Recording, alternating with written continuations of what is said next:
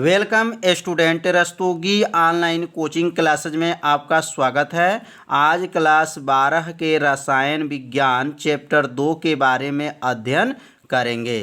तो इसके पहला पाठ में 11 भाग का वीडियो अपलोड है। यदि आप नहीं देखे होंगे तो प्लेलिस्ट से जाकर के देख लीजिए। 11 भाग पहले पाठ का वीडियो बनाया गया था, उसमें अभ्यास प्रश्न को भी हल करके बताया गया है। तो आज इस भाग में विलयन के संबंधित सभी थ्योरी के बारे में आज अध्ययन करेंगे। तो यह प्रतिदिन 7 बजे शाम को यह लाइव क्लास चलता है। सभी विद्यार्थी ये 7 बजे लाइव क्लास से जुड़िए और प्रतिदिन मेरे वीडियो को देखिए। तो आज हम लोग पढ़ेंगे विलयन में। विलयन की पहले परिभाषा समझेंगे कि विलयन की परिभाषा क्या है। तो विलयन जब बनाते हैं तो इसमें कम से कम 2 पदार्थ को मिलाया जाएगा, तभी जाकर के विलयन बनता है। तो यहाँ लिखेंगे जब 2 या 2 से अधिक पदार्थों के समांगी मिश्रण को विलयन कहते हैं। तो जब 2 या 2 से अधिक पदार्थों के समांगी मतलब समान रूप से मिश्रण को क्या कहेंगे? विलयन कहते हैं। जैसे जब शरबत बनाते हैं तो शरबत में चीनी भी रहता है और क्या रहता है? पानी रहता है। तो कम से कम कितने पदार्थ हुए? तो 2 पदार्थ हुए। तो शरबत बनाने के लिए 2 पदार्थ की आवश्यकता पड़ा। तो इसीलिए लिखा जाएगा कि जब 2 या 2 से अधिक माने कम से कम 2 पदार्थ ले सकते हैं, 2 से ज़्यादा भी हो सकता है। इसलिए यहाँ पे लिखा गया 2 या 2 से अधिक पदार्थों के समांगी मिश्रण को क्या कहते हैं? विलयन कहते हैं। तो परिभाषा भी अपने कॉपी में नोट करते चलिए साथ में। अब हम लोग पढ़ेंगे विलयन के अवयव। विलयन में कितने अवयव होते हैं? तो याद रखेंगे विलयन में 2 प्रकार के अवयव पाए जाते हैं। पहला का नाम है विलायक और दूसरा का नाम है विलय। अब विलायक क्या है और विलय क्या है? तो जब शरबत हम लोग बनाते हैं तो पानी की मात्रा क्या होती है? अधिक होती है और चीनी की मात्रा क्या होती है? तो कम होती है। जब पानी की मात्रा अधिक होती है तो हमारा विलायक कौन है? तो पानी जो हमारा क्या हो जाएगा? विलायक हो जाएगा। और चीनी हमारा मात्रा क्या होता है? कम होता है, इसलिए चीनी को क्या कहेंगे? विलय कहते हैं। तो अर्थात इसकी परिभाषा से समझेंगे कि विलयन में जिसकी मात्रा क्या हो? अधिक हो। जिसकी मात्रा अधिक होता है उसे विलायक कहते हैं और जिसकी मात्रा कम होता है उसे क्या कहते हैं? विलय कहते हैं। अब यहाँ परिभाषा विलायक का अपने कॉपी में नोट कर लीजिए। अब विलायक की परिभाषा क्या है? विलयन में जिसकी मात्रा अधिक होता है उसे विलायक कहते हैं। कितना आसान परिभाषा है। विलयन में जिसकी मात्रा क्या हो? अधिक होता है उसे विलायक कहते हैं। या दूसरा परिभाषा लिख सकते हैं, जिसमें मोलों की संख्या अधिक होता है उसे विलायक कहते हैं। तो 2 परिभाषा है, बहुत आसान है। जिसमें ध्यान देंगे यहाँ पर जो बोलेंगे तो मोलों की संख्या बोलेंगे और इसमें क्या बोलेंगे? जिसकी मात्रा क्या हो? अधिक हो। और तो दोनों परिभाषा को अपने कॉपी में नोट करते चलिए। अगर पूछा जाए विलायक क्या है तो विलायक क्या है तो क्या मानेंगे? पानी जो हमारा है, जैसे चीनी और पानी का जब मिश्रण करते हैं तो जो पानी हमारा क्या है? तो विलायक आ जाएगा। और चीनी हमारा क्या है? तो विलय हो जाएगा, क्योंकि इसकी मात्रा क्या होगी? कम होती है। चीनी की मात्रा कम होती है और पानी की मात्रा क्या होती है? अधिक होती है। तो दोनों विलायक की परिभाषा अपने कॉपी में नोट कर लीजिए। अब हम लोग पढ़ेंगे विलय। तो अब विलय की परिभाषा क्या है? अब ध्यान देंगे। बस अगर विलायक की परिभाषा आपको याद है तो समझिए आपका विलय की भी परिभाषा याद हो जाएगा। दोनों की परिभाषा में थोड़ा सा अंतर है। तब यहाँ लिखेंगे विलयन में जिसकी मात्रा कम होता है। अब देखेंगे विलयन में जिसकी मात्रा क्या होता है? कम होता है, उसे क्या कहते हैं? विलय कहते हैं। या जिसमें मोलों की संख्या कम होता है, जिसमें मोलों की संख्या क्या होता है? कम होता है, उसे विलय कहते हैं। 2 परिभाषा है, दोनों परिभाषा को नोट कर लीजिए। तो विलायक में क्या पढ़े? जिसकी मात्रा अधिक हो, और विलय में क्या पढ़े? जिसकी मात्रा क्या हो? कम हो। तो दोनों की परिभाषा समझ में आ गया होगा। इसे नोट करते चलिए साथ में। अब इसके उदाहरण जैसे हम बताए हैं जैसे में, तो यहाँ क्या लिख सकते हैं? चीनी तथा पानी का मिश्रण। जब चीनी तथा पानी का जब मिश्रण करते हैं तो चीनी क्या है, तो चीनी हमारा क्या होता है, विलय होता है। और पानी क्या होता है, तो विलायक होता है। चीनी विलय क्यों होता है, क्योंकि इस शरबत में चीनी की मात्रा क्या होती है, कम होती है। और जब मात्रा कम होती है तो इसलिए इसे क्या कहेंगे, विलय कहते हैं। और पानी की मात्रा क्या होती है, अधिक होती है, इसलिए इसे क्या कहेंगे, विलायक कहेंगे। अब दूसरा एग्जाम्पल लिख सकते हैं, पानी तथा नमक का मिश्रण। तो पानी तथा नमक का जब मिश्रण बनाते हैं तो पानी की जो मात्रा होती है वो क्या होती है, अधिक होती है, इसलिए इसे क्या कहेंगे, विलायक कहते हैं। और नमक का मात्रा जो क्या होती है, कम होती है, इसलिए इसे क्या कहेंगे, विलय कहेंगे। तो समझ में आ गया होगा विलय तथा विलायक। अब हम लोग पढ़ेंगे विलयन के प्रकार। विलयन कितने प्रकार के होते हैं, तो विलयन जो है याद रखेंगे 9 प्रकार के होते हैं। विलयन कितने प्रकार के, 9 प्रकार के। बहुत आसान है पर इसका प्रकार याद करना। देखिए कैसे याद करेंगे, पहले यहाँ ठोस ठोस ठोस लिख दीजिए, उसके बाद से द्रव द्रव द्रव लिख दीजिए, उसके बाद से गैस गैस गैस लिख दीजिए। कितना आसान है, ठोस 3 बार, द्रव 3 बार और गैस 3 बार लिख दीजिए। और इसमें सब में लिख दीजिए का लगा दीजिए। उसके बाद से क्या लिखेंगे, ठोस द्रव गैस, ठोस द्रव गैस, ठोस द्रव गैस। कितना आसान है। और लास्ट में सब में क्या कर दीजिए, में कर दीजिए। तो कितना आसान है। तो विलयन कितने प्रकार के होते हैं, तो विलयन 9 प्रकार के होते हैं। तो याद करना तो समझ में आ गया। कैसे याद करेंगे, पहले 3 बार ठोस लिखिए, 3 बार द्रव लिखिए और 3 बार गैस लिखिए। और इसके आगे सबके आगे का, और उसको ठोस द्रव गैस, ठोस द्रव गैस, ठोस द्रव गैस, और लास्ट में समय क्या कर दीजिए, में कर देंगे। तो टोटल हमारे विलयन कितने प्रकार का हो गया, 9 प्रकार का हो गया। तो विलयन का प्रकार तो समझ में आ गया होगा।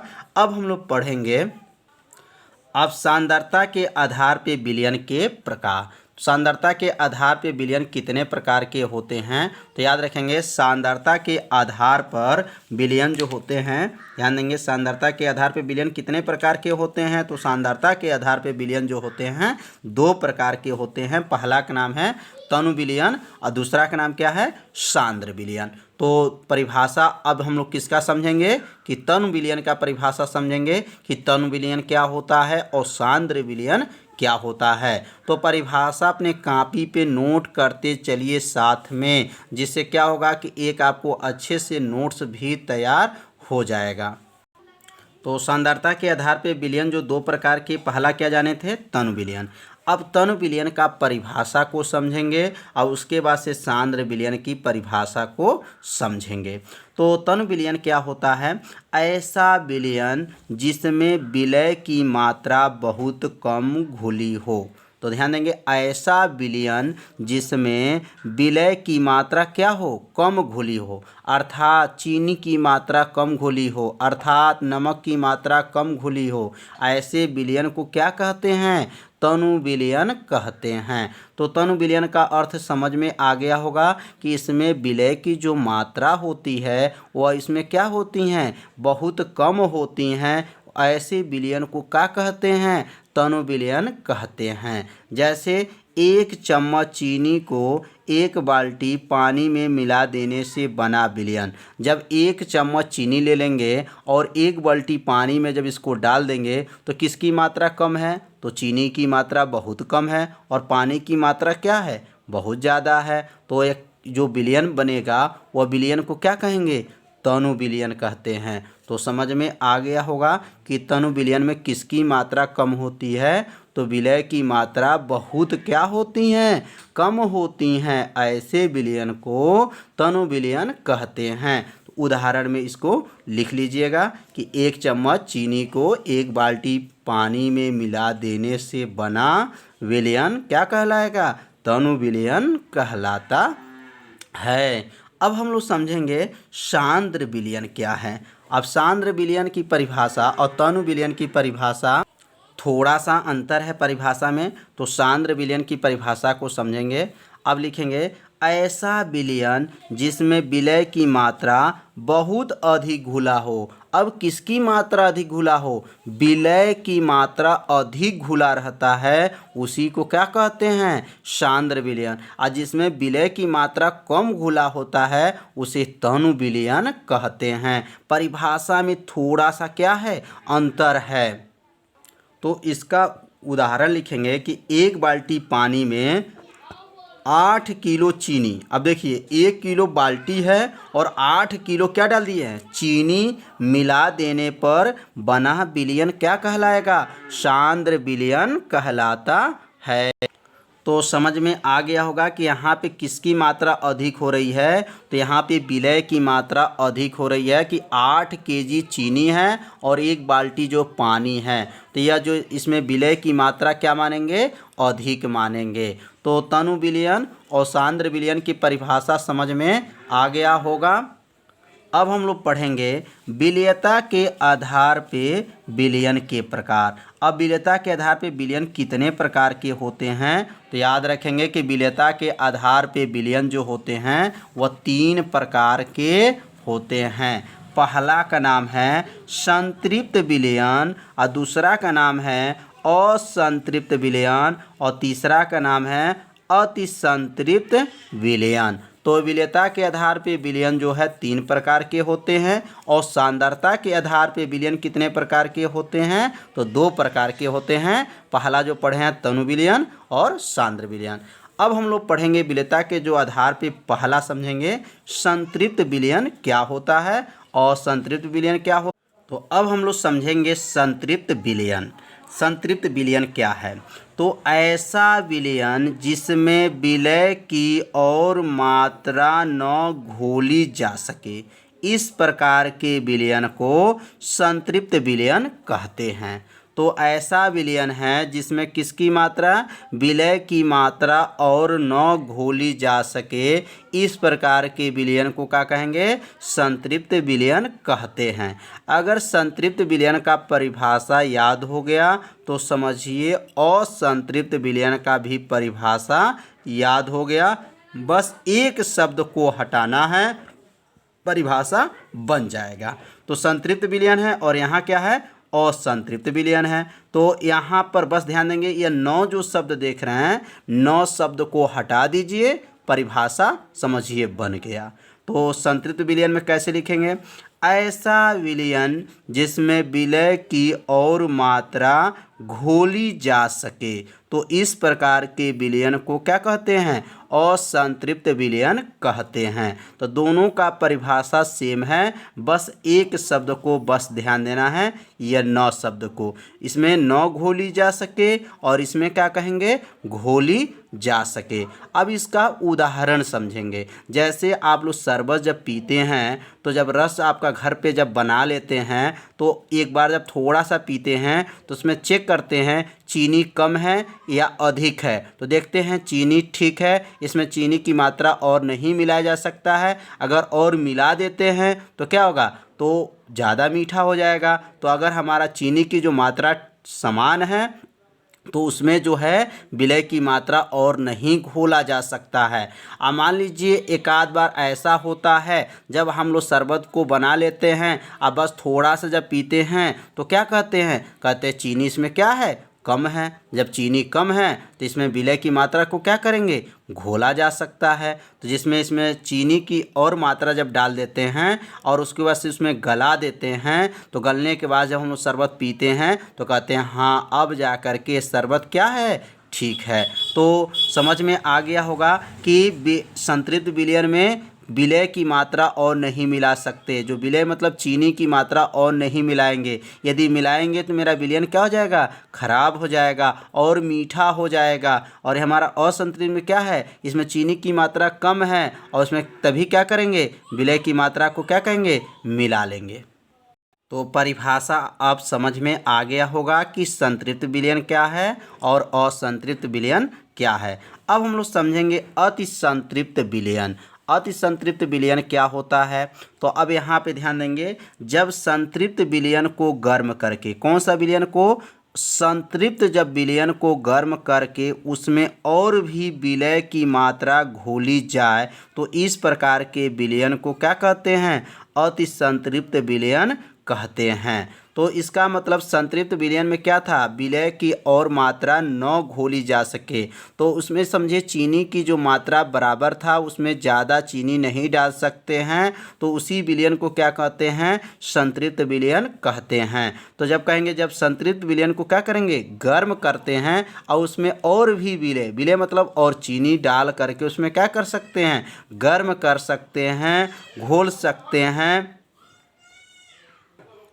इस प्रकार के जो विलयन बनेगा उसे क्या कहेंगे, अति संतृप्त विलयन कहते हैं। तो इसका परिभाषा अपने कॉपी में लिख लीजिए कि जब संतृप्त विलयन को गर्म करते हैं तो उसमें और भी विलय की मात्रा को क्या कर सकते हैं, घोला जा सकता है। तो इस प्रकार जो विलयन बनेगा उसे असंतृप्त विलयन कहते हैं।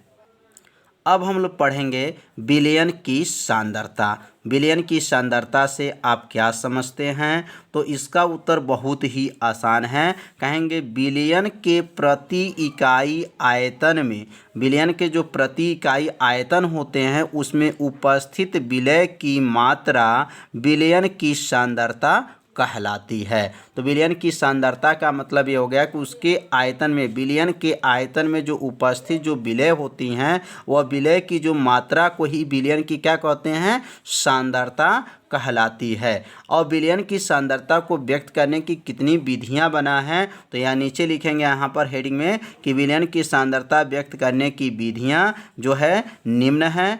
पहला ध्यान देंगे द्रव्यमान प्रतिशत या भार बटा भार प्रतिशत, और दूसरा जो है भार बटा आयतन प्रतिशत, और तीसरा जो है आयतन प्रति आयतन प्रतिशत। यहाँ पर विलयन के सांद्रता व्यक्त करने की 3 विधि को ध्यान से समझेंगे और एक एक लाइन को अपने कॉपी में नोट करिए, अच्छे से समझिए। जहाँ भी दिक्कत होता वहाँ ज़रूर क्या कीजिए, कमेंट कीजिए। तो विलयन के सांद्रता व्यक्त करने की कितनी विधियाँ हैं, तो विलयन के सांद्रता व्यक्त करने के लिए यहाँ पे कितनी विधियाँ बताया गया है, तो 3 विधियाँ बताया गया है। पहला विधि का क्या नाम है, तो द्रव्यमान प्रतिशत है, और द्रव्यमान प्रतिशत या कर सकते हैं भार बटा भार, मतलब W/W प्रतिशत, और यहाँ का जाए W/V, भी मतलब आयतन, माने भार बटा आयतन प्रतिशत, यहाँ V/V माने आयतन। तो आज का वीडियो समझ में आ गया है, बहुत IMP आज के वीडियो में बताया गया है। इसी तरह आपको वीडियो चाहिए तो मेरे चैनल को सब्सक्राइब कर लीजिए और बेल आइकन घंटी को ऑप्शन को ओके कर लीजिए, जिससे कोई भी वीडियो को अपलोड किया जाए तो उसका मैसेज तुरंत आपके पास पहुंच जाए। तो कल शाम को 7 बजे मिलेंगे, तब तक के लिए नमस्कार।